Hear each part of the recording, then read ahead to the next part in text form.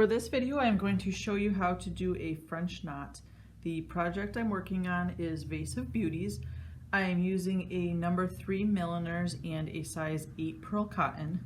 You can do this with a chenille needle, but the milliners gives you a little bit more ease in pulling the needle through for the knots. So you're going to pick where you would like the knot. You're going to bring your thread up from the back. You are going to take the edge of your thread and wrap it around your needle 2 to 3 times, keeping the needle right up against the fabric. Go back and don't go down in the same hole, go right next to the hole you came up in and pull the needle through. And there's a French knot. So again, you're going to bring the needle up from the back.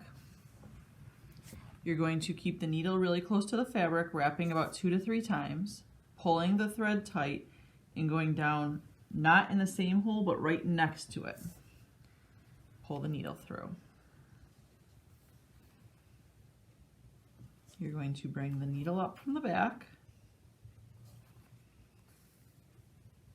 Put the needle next to the thread, wrap 2 to 3 times, keeping the needle right up against the thread and going down right next to where you brought the needle up.